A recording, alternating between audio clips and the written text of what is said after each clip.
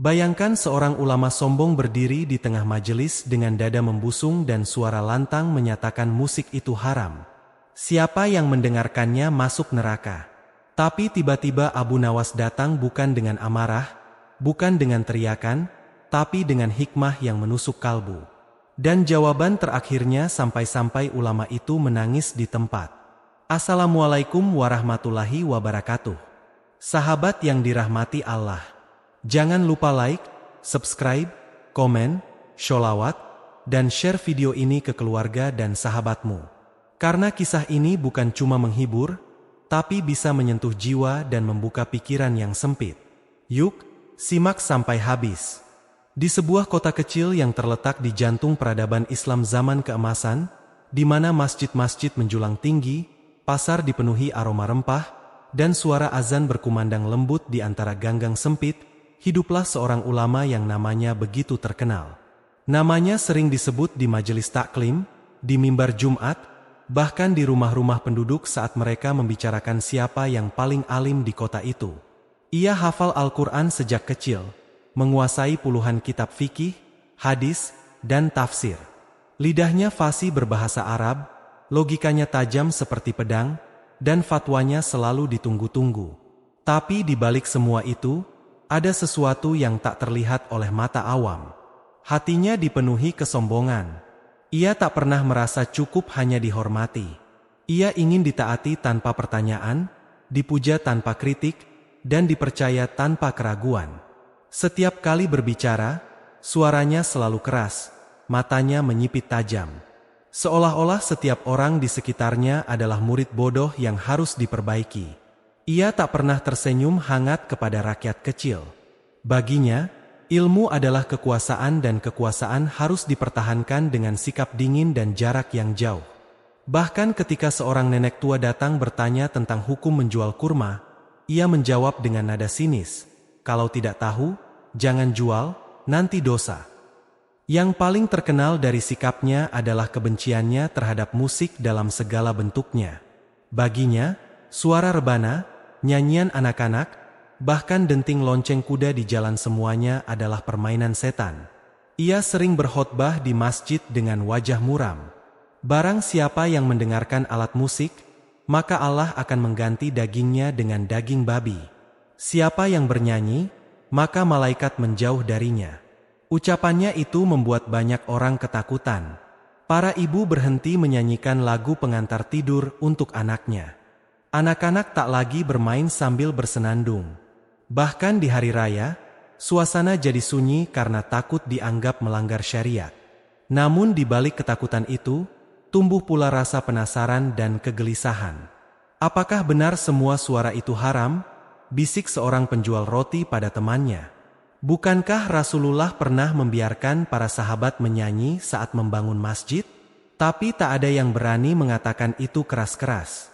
Siapa berani menentang ulama yang dianggap wakil Tuhan di bumi?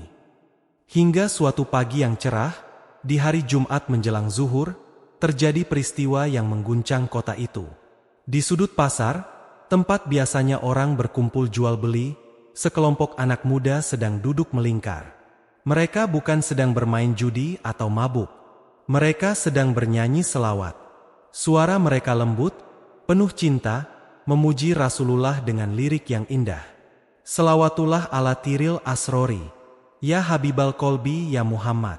Di tengah mereka, seorang remaja memainkan rebana kecil bukan untuk hiburan semata, tapi sebagai bentuk kegembiraan atas cinta kepada Rasulullah. Wajah mereka berseri, hati mereka tenang, tak ada niat buruk, tak ada maksiat, hanya kerinduan pada sang keindahan itu tak berlangsung lama.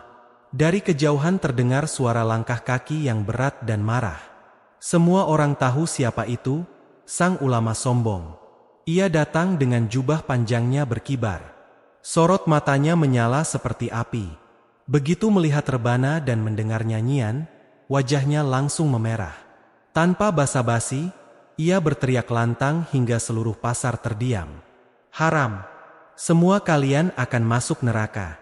Apa ini? Kalian menentang syariat." Anak-anak itu gemetar. Beberapa langsung menunduk. Rebana terjatuh dari tangan.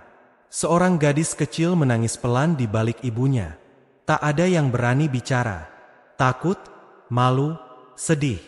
Tapi di tengah ketegangan itu, dari balik gerobak buah kurma muncul sosok yang tak disangka-sangka. Ia berjalan pelan, tenang, tanpa terburu-buru. Pakaiannya sederhana, jubah lusuh berwarna coklat, sorban tak rapi, sandalnya sudah sobek di ujung. Wajahnya tak tampan, tapi matanya seperti menyimpan lautan hikmah. Itu adalah Abu Nawas, penyair sufi yang dikenal gila oleh sebagian orang, tapi justru paling dekat dengan rahasia cinta kepada Allah. Ia berhenti tepat di depan sang ulama yang masih menghembuskan amarah. Dengan suara lembut, penuh hormat namun tegas, Abu Nawas berkata, "Wahai Syaikh yang mulia, bolehkah hamba yang hina ini bertanya sesuatu?" Sang ulama menoleh, mengenali Abu Nawas dan langsung mendengus. Ia tahu reputasi Abu Nawas, sering mabuk, katanya, suka berkata aneh dan tak pernah ikut majelis resmi. Dalam hatinya, ia sudah menghakimi ini orang sesat yang ingin menggoyahkan umat. Dengan nada sinis, ia menjawab, "Kalau pertanyaanmu bodoh, jangan salahkan aku jika kau kucaci di depan umum. Aku tak punya waktu untuk bermain teka-teki dengan orang seperti kamu." Tapi Abu Nawas tak marah, tak tersinggung. Ia malah tersenyum. Senyum yang tulus seperti senyum Rasulullah saat menghadapi orang yang kasar kepadanya. Dan di balik senyum itu tersimpan kekuatan hikmah yang akan mengguncang akal sang ulama hingga membuatnya menangis di tempat. Abu Nawas tak terganggu sedikitpun oleh sikap sombong sang ulama. Ia berdiri tenang di tengah kerumunan yang masih gemetar ketakutan. Angin sepau-sepa berhembus pelan membawa aroma kemenyan dari toko dupa di seberang jalan. Seolah alam pun ikut menahan napas, menunggu apa yang akan terjadi selanjutnya. Dengan suara yang lembut namun tegas, Abu Nawas mulai bertanya, bukan untuk menjatuhkan, tapi untuk membuka pintu akal yang selama ini dikunci oleh kesombongan. "Wahai Syaikh yang mulia," katanya pelan, matanya menatap lurus ke wajah sang ulama. "Bolehkah saya bertanya satu hal yang sederhana?" Sang ulama mendengus, tangannya menyilang di dada, seolah berkata, "Cepat, jangan buang waktu." Tapi Abu Nawas tak terburu-buru. Ia menarik napas dalam lalu berkata dengan penuh hormat, "Katakan padaku, apakah suara itu ciptaan Allah atau bukan?" Pertanyaan itu terdengar begitu sederhana, tapi seperti batu kecil yang dilempar ke danau tenang, ia menciptakan riak yang menjalar jauh ke dasar hati. Kerumunan yang tadinya diam kini saling berpandangan. Anak-anak yang tadi menangis perlahan mengangkat kepala. Bahkan burung-burung di pepohonan seakan berhenti berkicau, seolah ikut mendengarkan jawaban yang akan keluar. Sang ulama yang biasanya cepat menjawab segala pertanyaan fikih kali ini terdiam sejenak. Alisnya berkerut. Ia tahu ini bukan pertanyaan biasa. Ini pertanyaan yang menyentuh akidah. Soal tauhid, soal keesaan Allah. Jika ia salah menjawab, bisa-bisa ia jatuh ke jurang kesesatan. Maka dengan suara yang sedikit kaku, ia menjawab, "Tentu saja suara itu ciptaan Allah. Segala sesuatu di langit dan di bumi, bahkan yang kau lihat dan yang tak kau lihat, semuanya adalah ciptaannya yang maha kuasa." Ucapannya itu disambut anggukan dari para penonton. Memang tak ada seorang muslim pun yang berani mengatakan bahwa sesuatu di alam semesta ini bukan ciptaan Allah. Itu adalah dasar iman. Tapi Abu Nawas belum selesai. Ia tersenyum tipis. Bukan senyum mengejek, tapi senyum seorang guru yang tahu muridnya mulai terbuka pikirannya. Dengan suara yang semakin lembut, ia melanjutkan, "Kalau begitu, izinkan saya bertanya lagi. Apakah Allah menciptakan sesuatu yang buruk?" Seketika udara terasa lebih berat. Pertanyaan ini lebih dalam lagi. Sang ulama menelan ludah. Ia tahu jawabannya karena ia pernah mengajarkannya sendiri di majelis taklim. Allah itu maha suci, maha baik, dan segala ciptaannya pasti mengandung hikmah. Bahkan yang tampak buruk bagi manusia bisa jadi adalah rahmat tersembunyi. Dengan suara yang mulai kehilangan keangkuhannya, sang ulama menjawab pelan, "Tidak. Allah tidak menciptakan keburukan. Segala sesuatu yang Dia ciptakan pasti mengandung kebaikan, meski akal manusia terbatas untuk memahaminya. Abu Nawas mengangguk perlahan, seolah menghargai kejujuran sang ulama. Lalu dengan suara yang kini terdengar seperti bisikan hikmah dari langit, ia berkata, "Kalau begitu, suara adalah ciptaan Allah dan Allah tidak menciptakan keburukan. Maka bagaimana mungkin suara itu sendiri bisa haram?" Kerumunan terdiam. Tak ada yang bersuara. Bahkan suara kaki kuda di kejauhan terasa seperti mengganggu kesakralan momen ini. Pertanyaan Abu Nawas bukan sekadar logika. Ia menusuk ke akar paradigma yang selama ini dipegang sang ulama bahwa musik, dosa, suara, maksiat, nyanyian, jalan setan. Tapi kini dengan dua pertanyaan sederhana, Abu Nawas menunjukkan bahwa yang menentukan halal atau haram bukan bentuknya, tapi niat dan penggunaannya. Api bisa membakar rumah, tapi juga bisa memasak makanan untuk anak yatim. Air bisa menenggelamkan kapal, tapi juga membersihkan tubuh saat wudhu. Begitu pula suara bisa digunakan untuk menghina Rasulullah atau justru untuk memujinya dengan selawat yang menggetarkan langit. Sang ulama mulai gelisah. Keringat dingin mulai membasahi jidatnya. Ia merasa seperti berdiri di tepi jurang. Bukan karena takut jatuh, tapi karena sadar bahwa selama ini ia berdiri di atas tanah yang rapuh. Tanah prasangka, bukan ilmu yang tulus. Ia selalu menghukumi orang lain berdasarkan penampilan luar tanpa pernah bertanya, "Apa niatmu? Apa isi hatimu? Apakah kau sedang mengingat Allah atau melupakannya?" Abu Nawas melihat kegelisahan itu. Ia tak ingin mempermalukan sang ulama. Karena ia tahu di balik kesombongan itu mungkin ada jiwa yang haus akan kebenaran, hanya saja tersesat oleh ego. Maka ia melanjutkan dengan suara yang penuh kasih. "Wahai Syaif, janganlah kau haramkan apa yang belum Allah haramkan. Jangan kau halalkan apa yang belum Allah halalkan. Tugas kita bukan menghakimi, tapi membimbing. Bukan menakut-nakuti, tapi mengajak dengan lembut." Ia menunjuk ke arah anak-anak yang tadi menangis. Mereka tidak sedang bermain judi. Mereka tidak sedang minum khamr. Mereka sedang menyebut nama Rasulullah dengan suara yang tulus. "Apakah kau tega mengatakan bahwa cinta mereka kepada Nabi adalah dosa?" Sang ulama menunduk, matanya mulai berkaca-kaca. Untuk pertama kalinya dalam hidupnya, ia merasa malu bukan karena dikalahkan dalam debat, tapi karena menyadari betapa sempitnya hatinya selama ini. Ia selalu mengira bahwa ketakwaan diukur dari seberapa keras ia melarang, seberapa tajam lidahnya menghujat. Tapi hari ini di depan Abu Nawas yang sederhana itu, ia belajar bahwa ketakwaan sejati diukur dari seberapa luas hati seseorang menerima kebenaran. Dan Abu Nawas, ia tak berhenti di situ. Ia tahu bahwa benih keraguan sudah ditanam. Sekarang saatnya menyiraminya dengan cahaya sunnah Rasulullah. Tapi itu akan ia lakukan di pertanyaan berikutnya. Pertanyaan yang akan membuat sang ulama benar-benar runtuh di tempat. Menangis tersedu-sedu, memohon ampun atas keangkuhannya selama ini. Namun untuk saat ini cukuplah hikmah ini meresap. Jangan pernah mengharamkan sesuatu hanya karena kau tak memahaminya. Karena bisa jadi di balik sesuatu yang kau anggap dosa, justru tersimpan cinta yang paling tulus kepada Allah dan Rasulullah. Sang ulama meski mulai goyah masih berusaha mempertahankan harga dirinya. Ia menarik jubahnya, menegakkan punggung dan berkata dengan suara yang berusaha terdengar tegas.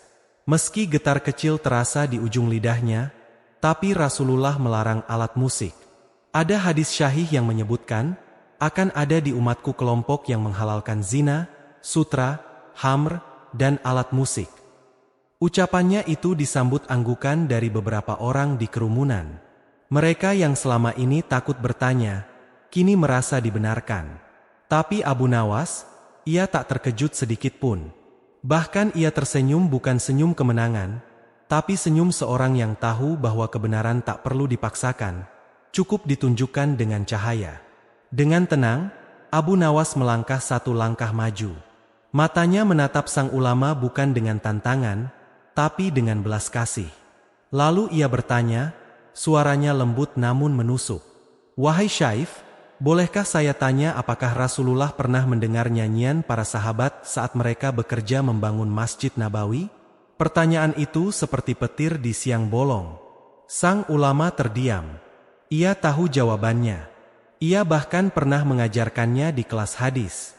Tapi kini di tengah tekanan rasa malu dan kebingungan, ia ragu. Matanya berkedip cepat, seolah mencari jalan keluar dari labirin yang ia ciptakan sendiri. Abu Nawas tak menunggu lama. Ia melanjutkan suaranya kini seperti alunan kisah dari zaman keemasan. Saat itu, para sahabat, para lelaki pilihan Allah sedang mengangkat batu, menggali tanah, membangun rumah Allah dengan tangan mereka yang penuh kapalan. Mereka lelah, haus, dan panas menyengat. Tapi di tengah jerih payah itu, mereka bernyanyi. Bukan lagu cinta dunia, bukan nyanyian mabuk, tapi syair yang memuji keagungan Allah dan kebesaran Rasulullah.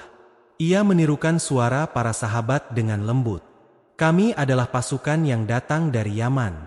Kami ikuti Rasulullah. Cahaya petunjuk yang sempurna. Lalu Abu Nawas menatap sang ulama, matanya berbinar.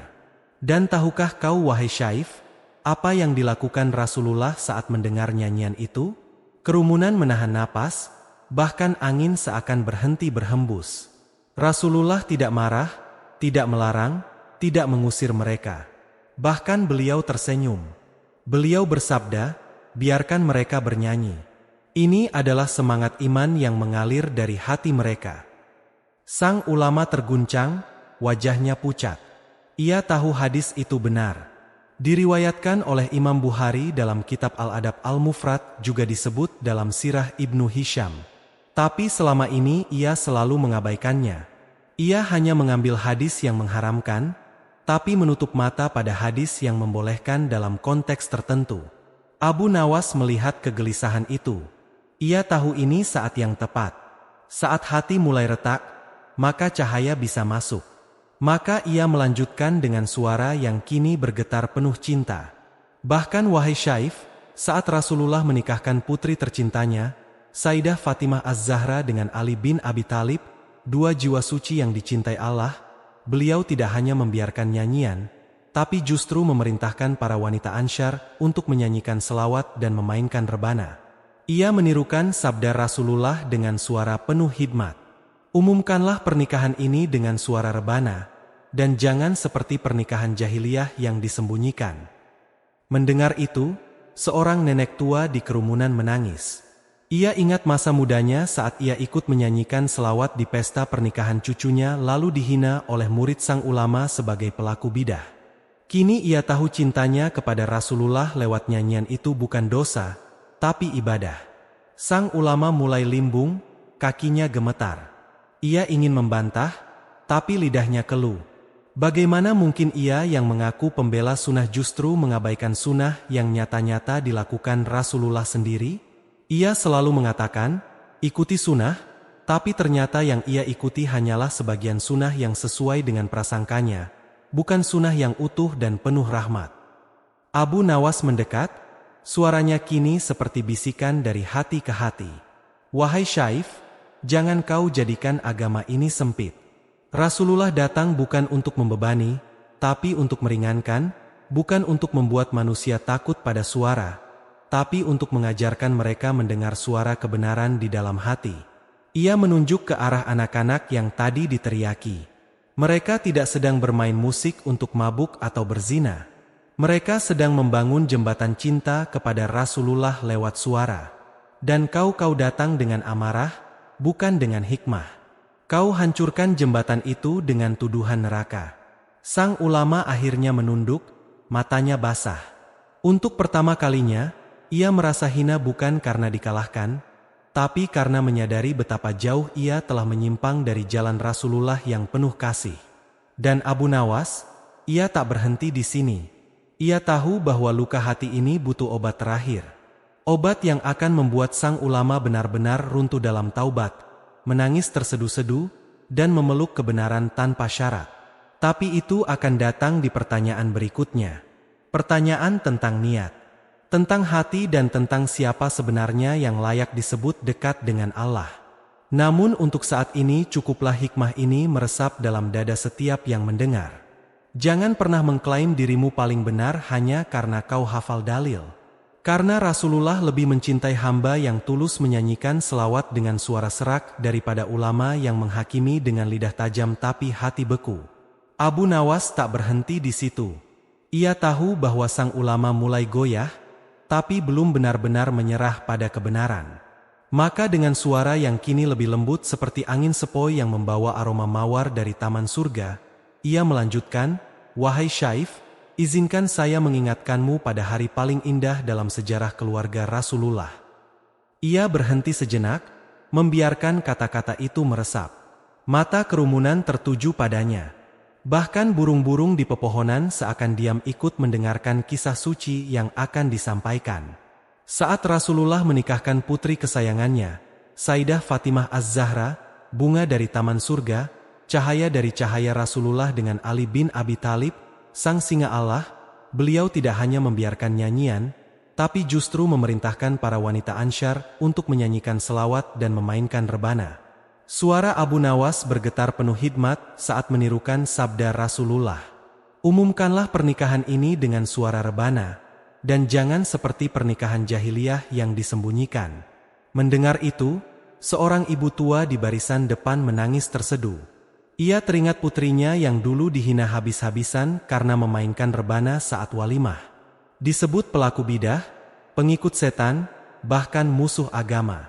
Padahal ia hanya ingin mengikuti sunnah Rasulullah.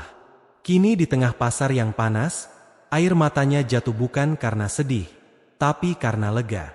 Lega bahwa cintanya kepada Rasulullah lewat suara itu tidak salah. Sang ulama berdiri kaku, wajahnya pucat pasi. Ia tahu hadis ini benar.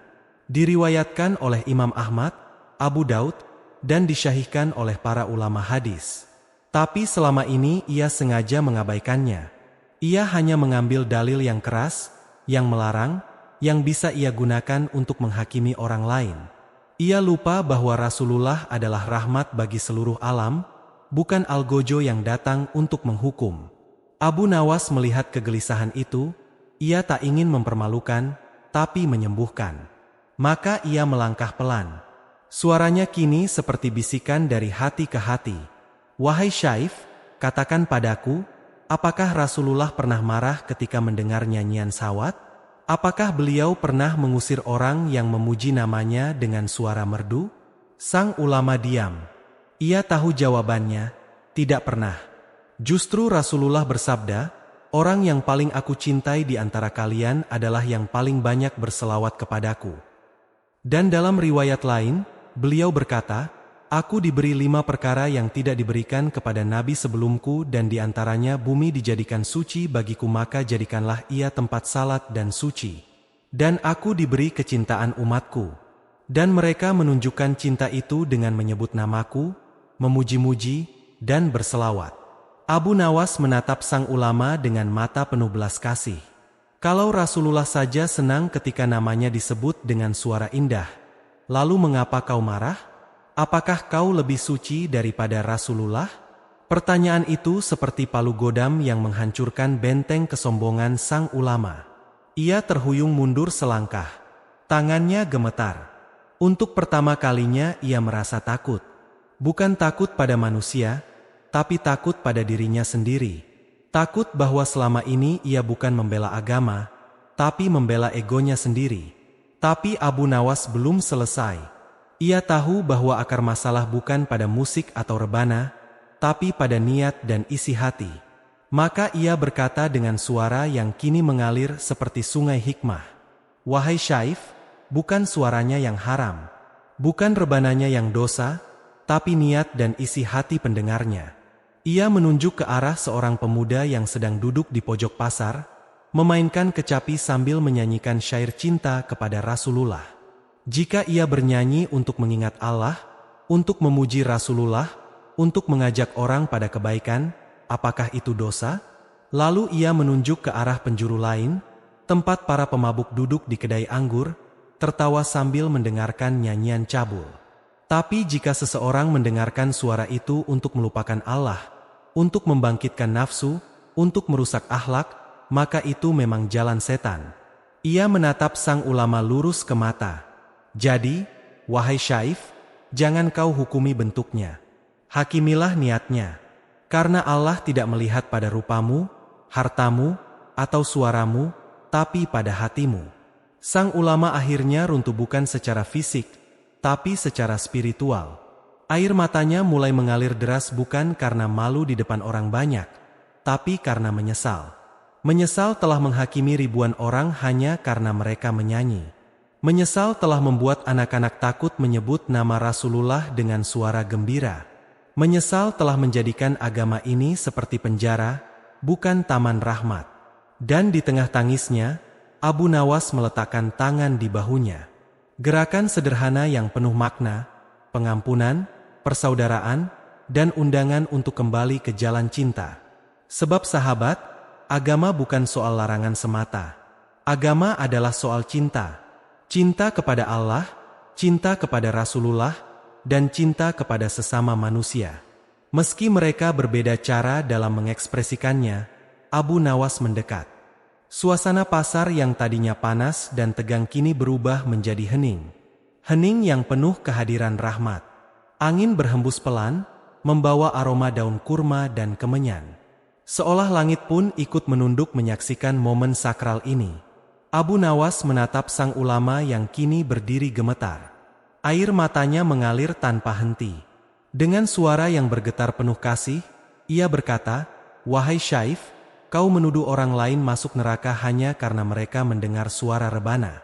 Tapi tahukah kau apa yang Rasulullah katakan tentang orang yang sombong?" Sang ulama menunduk, tak berani menatap mata Abu Nawas. Ia tahu, ia sangat tahu, tapi selama ini ia sengaja melupakannya. Abu Nawas melanjutkan suaranya kini seperti gema dari arsy. Rasulullah bersabda, tidak akan masuk surga orang yang di dalam hatinya terdapat sebesar biji sawi dari kesombongan. Ia berhenti sejenak membiarkan sabda suci itu menghujam ke dada sang ulama. Lalu dengan suara yang lebih dalam, ia menambahkan, dan dalam riwayat lain Rasulullah bersabda, kesombongan adalah selendang Allah di arsy.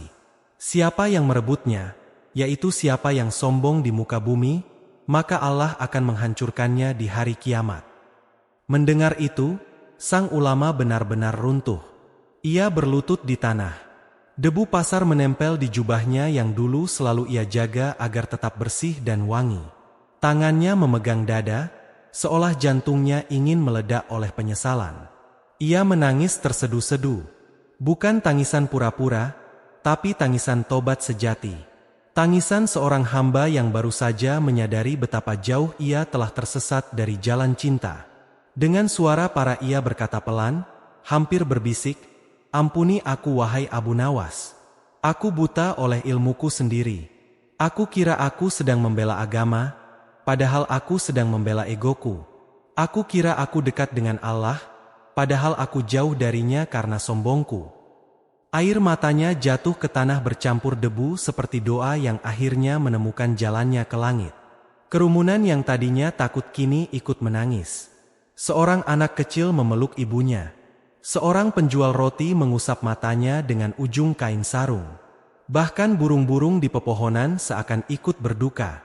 Bukan karena kesedihan, tapi karena keindahan taubat yang sedang terjadi di hadapan mereka. Abu Nawas tidak langsung menjawab. Ia diam sejenak, memberi ruang bagi air mata itu untuk membersihkan hati yang lama kering. Lalu perlahan ia berjongkok di depan sang ulama, mengangkat wajahnya dengan lembut, bukan sebagai pemenang, tapi sebagai saudara. "Ilmu itu cahaya, wahai saudaraku," katanya pelan. Suaranya seperti embun pagi, bukan pedang. "Jangan gunakan untuk menyakiti, tapi untuk menerangi. Jangan kau jadikan ilmu sebagai tembok yang memisahkanmu dari umat, tapi jadikan ia jembatan yang mengantarkan mereka pada rahmat Allah." Ia menatap mata sang ulama yang kini redup dari kemarahan, bersinar dengan kerendahan. Rasulullah tidak pernah mengusir seorang pun yang datang dengan niat baik. Meski caranya salah, beliau memperbaiki dengan senyum, bukan dengan teriakan. Beliau mengajak dengan cinta, bukan dengan ancaman. Sang ulama mengangguk pelan. Ia merasa seperti lahir kembali, bukan sebagai ulama yang ditakuti, tapi sebagai hamba yang ingin belajar. Ia memeluk kaki Abu Nawas, tapi Abu Nawas segera menariknya. "Jangan, aku hanyalah debu di jalan Rasulullah. Yang layak kau peluk adalah Rasulullah dengan selawat, dengan cinta, dan dengan hati yang tulus." Sejak hari itu, kota itu berubah. Sang ulama tidak lagi berdiri di mimbar dengan wajah muram. Ia turun ke pasar, duduk bersama anak-anak, mendengarkan selawat mereka, bahkan ikut memukul rebana. Dengan hati yang ringan dan senyum yang tulus, ia mulai mengajarkan yang haram bukan suaranya, tapi niat jahat di baliknya. Yang halal bukan diamnya, tapi cinta yang mengalir darinya. Dan Abu Nawas, ia menghilang seperti embun di pagi hari. Tak ada yang tahu kemana perginya, tapi pesannya tinggal. Jangan pernah sombong karena ilmu. Karena Allah lebih mencintai hamba yang rendah hati meski hanya tahu satu ayat daripada ulama yang hafal seluruh Al-Quran tapi hatinya dipenuhi keangkuhan. Sahabat yang dirahmati Allah, kisah ini bukan hanya tentang Abu Nawas dan ulama sombong. Ini cermin bagi kita semua. Pernahkah kita menghakimi saudara kita hanya karena cara ibadahnya berbeda? Pernahkah kita merasa paling benar, paling suci, paling dekat dengan Allah sementara hati kita dipenuhi prasangka dan kebencian? Ingatlah, Allah tidak melihat pada panjang janggutmu, luas ilmumu, atau lantang suaramu di mimbar. Allah melihat pada hatimu, apakah ia lembut seperti Rasulullah atau keras seperti batu. Maka mari kita jaga hati. Jangan biarkan ilmu menjadi racun. Jadikan ia obat, jadikan ia cahaya. Jadikan ia jalan pulang kepada Allah dengan cinta bukan dengan amarah. Sahabat yang dirahmati Allah, kisah Abu Nawas bukan sekadar dongeng masa lalu, tapi cermin bagi kita hari ini. Ia mengingatkan bahwa ilmu tanpa kerendahan hati adalah bencana dan agama tanpa cinta adalah kehampaan. Yang membuat kita dekat dengan Allah bukan seberapa keras kita melarang orang lain, tapi seberapa lembut hati kita menerima kebenaran.